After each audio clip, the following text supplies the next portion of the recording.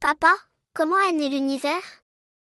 Tu veux savoir comment est né l'univers? C'est une grande question. Et une très belle aussi. Imagine un moment où rien n'existait. Pas de ciel, pas de terre, pas même de lumière. Rien du tout, juste le vide. Mais dans ce vide, il y avait un tout petit point, plus petit qu'un grain de sable, encore plus petit qu'une poussière. Et ce point contenait toute l'énergie de ce qui allait devenir l'univers. Comme une petite bille magique? Oui, exactement. Et un jour, enfin, si on peut dire jour, car le temps n'existait pas encore, ce minuscule point s'est mis à grandir, très vite, comme un ballon qu'on souffle d'un coup. C'est ce qu'on appelle le Big Bang. Mais attention, ce n'était pas une explosion comme un feu d'artifice. C'était l'espace lui-même qui se mettait à gonfler. Imagine que tu dessines des points sur un ballon. Quand tu gonfles le ballon, les points s'éloignent les uns des autres. L'univers a fait pareil. Mais avant le Big Bang, il y avait quoi? C'est une question très difficile. Peut-être qu'il n'y avait rien, même pas le temps ou l'espace. Comme si tu voulais dessiner avant d'avoir une feuille ou un crayon. C'est bizarre, ça fait un peu peur. C'est étrange, oui, mais aussi merveilleux. Après le Big Bang, il faisait incroyablement chaud. Tellement chaud que rien ne pouvait exister comme on le connaît. Plus chaud que le four de maman. Bien plus, des milliards de degrés. Puis, en quelques minutes, l'univers a commencé à se refroidir. Et là, des petites particules sont apparues. Imagine plein de petites miettes qui flottent dans tous les sens. Ces miettes, ce sont les premières briques de la matière. Avec le temps, elles se sont collées entre elles, un peu comme quand tu fais une boule de neige en roulant la neige sur le sol. Alors, l'univers a fabriqué des boules de neige? Pas des vrais, mais des morceaux de matière. Ces morceaux sont devenus des étoiles. Les étoiles, ce sont comme des cuisines géantes dans le ciel. Elles transforment les miettes en ingrédients plus complexes. Comme une recette de gâteau? Oui, et parfois, quand ces étoiles deviennent très vieilles, elles explosent. Et elles répandent tous leurs ingrédients autour d'elles, comme si une grosse marmite éclatait. Et avec ces ingrédients, de nouvelles étoiles peuvent naître et autour d'elles, des planètes peuvent se former, comme la Terre. Donc la Terre, c'est un peu de poussière d'étoiles? C'est exactement ça. Tu es littéralement fait de poussière d'étoiles. Ton corps contient des éléments fabriqués dans ces vieilles étoiles qui ont disparu depuis longtemps. Même mes orteils? Même tes orteils, ton cœur, ton cerveau, tout vient de cette grande cuisine cosmique.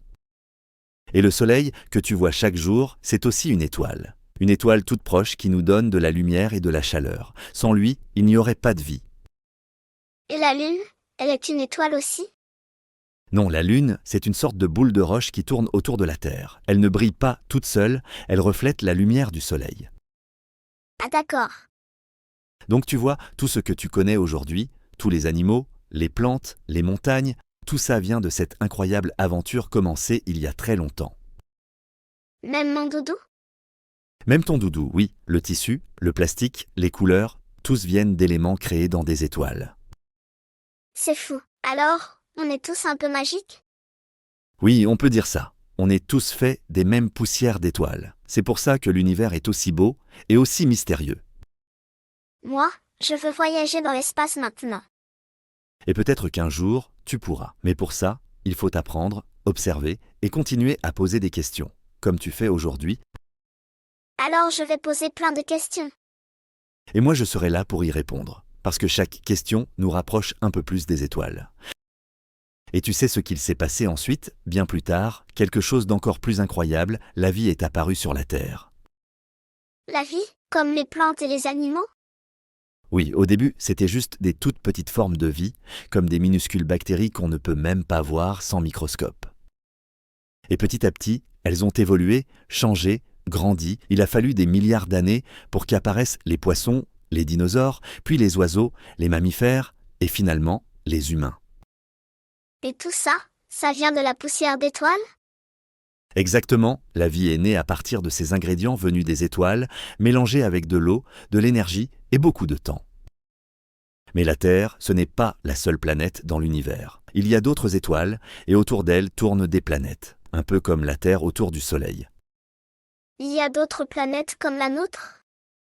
Oui, on en découvre de plus en plus. On les appelle des exoplanètes. Certaines sont très loin, mais certaines ressemblent un peu à la Terre.